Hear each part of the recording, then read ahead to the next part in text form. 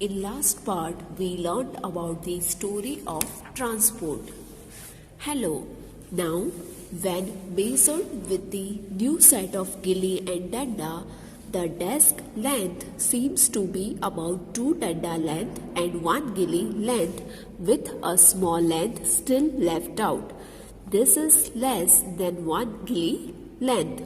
Now, what?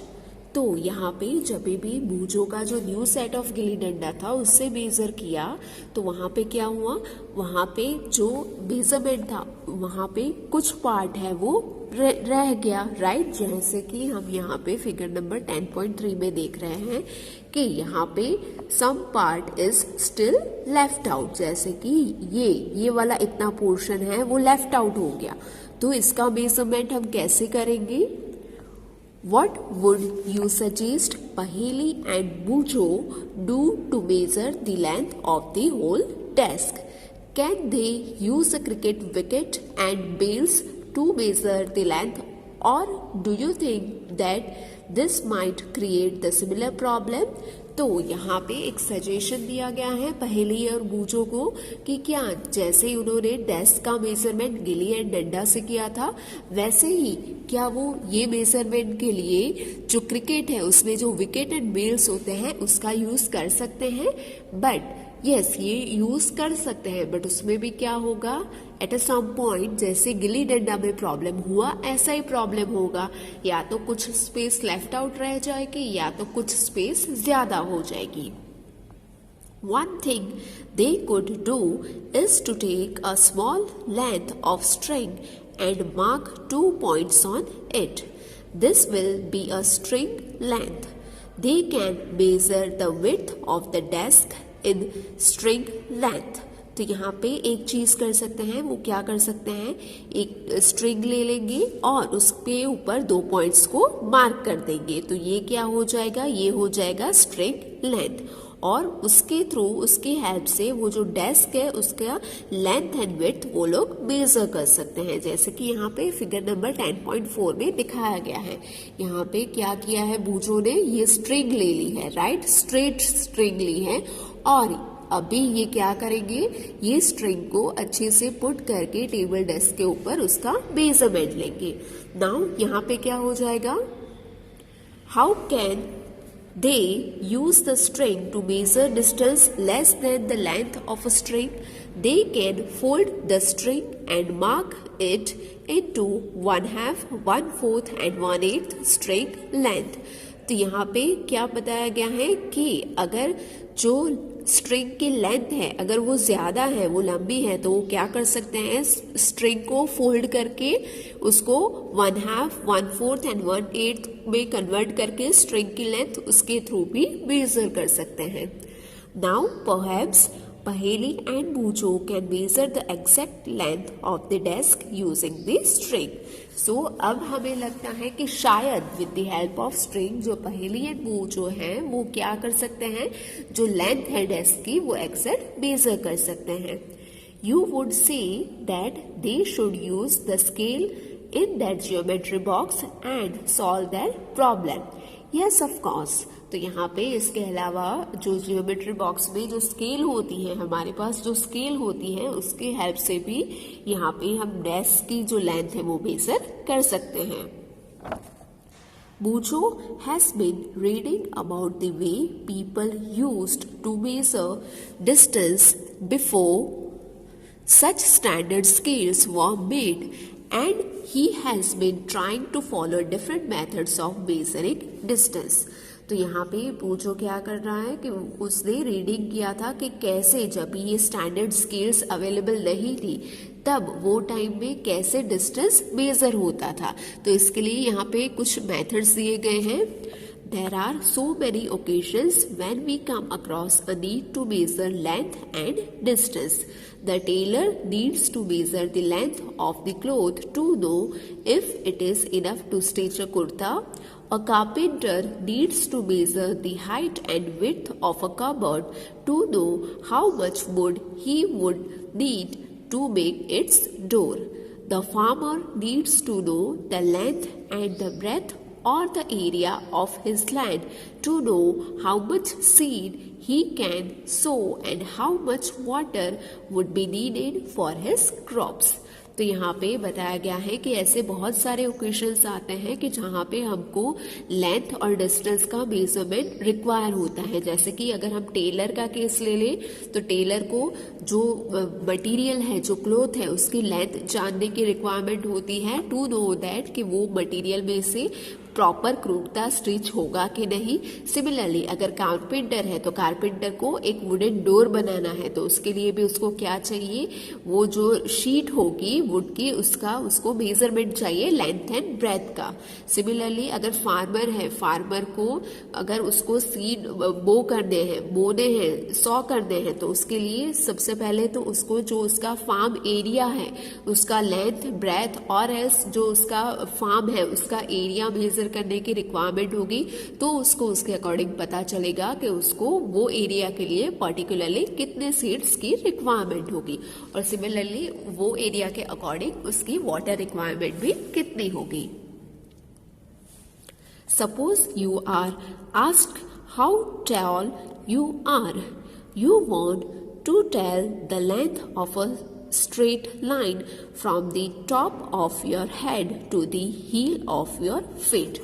तो यहाँ पे अगर आपको पूछा जाए कि आप कितने टॉल हो, कितने लंबे हो, तो वो केस में भी क्या चाहिएगा, वो केस में भी आपको आपकी हाइट जो है वो बतानी है। तो वो कैसे होगी, आपको अल्टीमेटली लेंथ बतानी है। आपके हेड से स्टार्ट करते हुए आपका जो फीट है एंड होता है वहां तक लेंथ कितनी है वो चीज मेजर करनी पड़ेगी। तो ये कैसे होगा, थ्रू दी स्ट्रेट लाइन।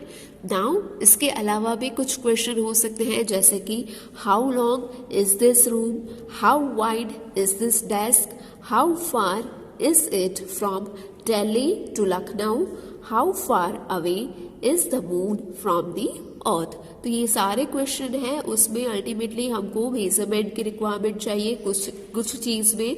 जैसे कि फर्स्ट 2 क्वेश्चन है कि जिसमें रूम और डेस्क कितना बड़ा है, कितना वाइड है, तो उसके लिए हमें लेंथ और विड्थ की मेजरमेंट की रिक्वायरमेंट होगी। वेयरएज जो लास्ट 2 क्वेश्चन है उसके लिए डिस्टेंस की रिक्वायरमेंट है, डिस्टेंस मेजर करना है, राइट। तो इसी तरीके से डिफरेंट क्वेश्चन में हमको अल्टीमेटली क्या फाइंड आउट करना है, measurement. All these questions have one thing in common. They all concern distance between two places. The 2 places may be close enough, like the 2 ends of a table, or they may be far apart. तो यहाँ पे ये सारे question में क्या चीज common है, distance है। और वो भी कैसे कि कुछ चीजें हैं कि जिनमें बहुत ही नजदीक वाला डिस्टेंस होता है, वेरेस कुछ चीजें होती हैं वो बहुत ही दूर होती हैं। जैसे कि नजदीक वाले केस में अगर टेबल है, टेबल के एंड्स को हमें चेक करना है, लेंथ चेक करनी है, तो वो नजदीक वाला केस हो जाएगा। और they may be far apart like Jammu and Kanyakumari. तो कुछ केसेस ऐसे होते हैं कि जिसमें डिस्टेंस ज्यादा होता है, जैसे कि यहाँ पे एग्जांपल है जम्मू एंड कन्याकुमारी। तो हमें पता है जम्मू है वो कहाँ पे है, नॉर्थ में है, वेरस कन्याकुमारी है वो साउथ में है। तो distance from north to south वो बहुत ही ज्यादा हो जाएगा। Now let us do a few measurements to see what exactly we need to do when we measure distance or length. तो यहाँ पे हम जो एक्टिविटी गिवन है उसमें कुछ मेजरमेंट दिखाए गए हैं कि कैसे हम वो मेजरमेंट को यूज करके जो डिस्टेंस और लेंथ है वो मेजर कर सकते हैं। टॉपिक नंबर 10.3 सम मेजरमेंट, उसमें से एक्टिविटी नंबर 1 है work in groups and each of you do this activity one by one using your foot as a unit of length. तो यहाँ पे क्या करना है, हमें सबसे पहले तो ग्रुप्स में काम करना है और ये एक्टिविटी सभी स्टूडेंट को करनी है। और कैसे करनी है, बाय यूजिंग योर फुट। तो यहाँ पे मेजरमेंट क्या हो जाएगा, फुट हो जाएगा। Measure the length and breadth of the classroom. It is possible that while measuring this, you may find some part remains to be measured as it is smaller than your foot. Use a string to measure the length of a part of your foot as you did before. Record your observation in table number 10.1. तो यहाँ पे क्या करना है, जो हमारा foot होता है, फुट में जो डाउन सरफेस होती है, जैसे हम स्टेप लेते हैं तो वैसे ही हमें क्या करना है, क्लासरूम, सपोज यहाँ पे ये मेरा क्लासरूम है, तो क्या करना है, हमें स्टेप बाय स्टेप यहाँ पे चलना है। ये हो जाएगी क्लासरूम की लेंथ। तो ये फर्स्ट स्टेप, तो 1 foot, then another foot, then another foot, then another foot. That means कि first step, second step, third step, fourth step. तो ऐसे ही आपको क्या करना है, स्टेप रखते जाना है और काउंट करते जाना है कि कितने स्टेप हुए। तो ये हो जाएगी आपकी लेंथ। फिर यहाँ पे जो आप करोगे वो हो जाएगी आपकी विड्थ। तो यहाँ पे भी स्टेप बाय स्टेप आपको स्टेप लेने हैं और यहाँ पे आपको काउंट करना है नंबर ऑफ स्टेप, और वो नंबर ऑफ स्टेप हो जाएंगे आपके नंबर ऑफ फुट, और वो हो जाएगा ये वाला आपका लेंथ ऑफ, यहाँ पे हो जाएगा लेंथ ऑफ द क्लासरूम, और ये हो जाएगा आपका विड्थ ऑफ द क्लासरूम। तो समझ में आ गया, बहुत ही इजी है। अभी आप क्या करोगे, यही चीज को आप अपने घर में कोई भी एक रूम ले लीजिए और वो रूम का लेंथ और विड्थ है वो आपको मेजर करना है by using your foot as a measurement. फिर उसके बाद क्या करना है, स्ट्रिंग को लेके आपकी जो लेंथ है, फुट की जो लेंथ है वो मेजर करनी है। तो वहां से हमको पता चल जाएगा कि हमारा फुट का लेंथ है वो कितना है, और उसको हम मल्टीप्लाई करेंगे टोटल नंबर ऑफ फुट से। दैट मीन्स कि लेंथ में कितने फुट हुए थे, विड्थ में कितने फुट हुए थे, तो उसे मल्टीप्लाई करेंगे तो यहाँ पे हमको total length and total width मिल जाएगी। तो यहाँ पे यही चीज करनी है, और यहाँ पे आपका जो रिकॉर्ड है, जो ऑब्जर्वेशन है, वो आपको यहाँ पे डालना है in the table number 10.1। So यहाँ पे टेबल नंबर 10.1 है, that is measuring length and breadth of the classroom. ठीक है, तो इजी है। यहाँ पे आ जाएगा आपका नाम, फिर यहाँ पे आपके कितने फुट स्टेप हुए, नंबर ऑफ स्टेप होंगे, वो हो जाएंगे नंबर ऑफ फुट। सपोज यहाँ पे मेरे 10 स्टेप हुए लेंथ के, तो यहाँ पे हो जाएगा 10, और सपोज मेरे 6 स्टेप हुए विड्थ के, तो यहाँ पे हो जाएगा 6। सिमिलरली यहाँ पे एक्टिविटी नंबर 2 है, उसमें क्या करना है, work in a group and each of you use your hand span as a unit to measure the width of a table और a desk in the classroom as shown in the figure number 10.5। तो यहाँ पे जैसे हमने activity number 1 किया था similar ही है, but activity number 1 में हमने क्लासरूम या रूम का मेजरमेंट किया था। यहाँ पे हम क्या करेंगे, कोई भी टेबल है, डेस्क है, उसका जो है एरिया, उसकी जो विड्थ है वो चेक करेंगे। और यहाँ पे मेजरमेंट क्या हो जाएगा, यहाँ पे हमको किसके थ्रू मेजर करना है, थ्रू हैंड स्पान, जैसे कि यहाँ पे आपको फिगर में बताया गया है। इसी तरीके से आप मेजर करोगे यहाँ पे फर्स्ट टाइम, फिर इसी तरीके से second time, third time, fourth time. तो आपका जो टोटल टेबल है, सपोज आपका ये है वो टेबल है, ठीक है, तो ये टेबल की हमें क्या करनी है, ये टेबल का हमें विड्थ चेक करना है। तो आपको इसी तरीके से स्टेप बाय स्टेप, एक टाइम रखा हैंड स्पान, फिर दूसरी बार, फिर तीसरी बार, फिर चौथी बार, और जितनी भी लेंथ है उतने तक आपको उतनी बार आपका हैंड स्पान है वो पुट करके आपको नोट डाउन करना है कि कितनी बार आपका हैंड स्पान है वो आपने मेजर किया। तो यहाँ पे हो गया figure number 10.5 that shows that measuring the width of a table with a hand span. Here too you may find that you need string lengths equal to your hand span and then fractions of this string length to make the measurement. Record all the observation in table number 10.2. तो यहाँ पे भी last में हम क्या करेंगे, with the help of string हमारा जो हैंड स्पान है उसका मेजरमेंट करेंगे, और वो हैंड स्पान कितनी बार यूज हुआ टू चेक द विड्थ, वो हमको क्या करना है, उसके साथ जो हमारा स्ट्रिंग के साथ था उसके साथ मल्टीप्लाई करके टोटल विड्थ है वो फाइंड आउट करनी है। तो यहाँ पे हम कैसे रिकॉर्ड करेंगे हमारे ऑब्जर्वेशन टेबल नंबर 2 में, तो यहाँ पे table number 2 is given for the measuring width of a table. तो यहाँ पे who measured the width of the table, तो यहाँ पे आपका जो नेम है वो आ जाएगा, then number of hand span. Suppose मैंने विड्थ चेक की तो उस टाइम मेरे कितने 5 टाइम्स हैंड स्पैन यूज हुए, तो यहाँ पे हो जाएगा 5। तो इसी तरीके से आपको आपके घर में कोई भी टेबल हो, ड्रेसिंग टेबल हो, वर्किंग टेबल हो, कंप्यूटर टेबल हो, कोई भी टेबल हो आपके घर में, उसका आपको इसी तरीके से मेजरमेंट लेना है। We see that measurement means the comparison of an unknown quantity with some known quantity। तो यहाँ पे हमको ये जो दो एक्टिविटी की उससे हमें पता चला कि मेजरमेंट क्या है। मेजरमेंट एक बेसिकली क्या है, कंपैरिजन है with the known quantity to the unknown quantity. This known fixed quantity is called a unit. तो यहाँ पे जो फिक्स्ड क्वांटिटी है, जो नोन है, दैट मीन्स कि यहाँ पे कौन से फिक्स्ड क्वांटिटी है, हैंड स्पैन है। यहाँ पे एक्टिविटी नंबर 2 में था हैंड स्पैन और एक्टिविटी नंबर 1 में था फुट। तो वहाँ पे ये दोनों नोन क्वांटिटी है, वो हो जाते हैं unit. The result of a measurement is expressed in 2 parts. One part is a number, the other part is the unit of the measurement। तो यहाँ पे सी, कभी भी हमको किसी भी चीज का रिजल्ट लिखना है तो वो 2 पार्ट में होगा। उसमें फर्स्ट पार्ट रिफ्लेक्ट करेगा नंबर और सेकंड पार्ट होगा वो रिफ्लेक्ट करेगा यूनिट।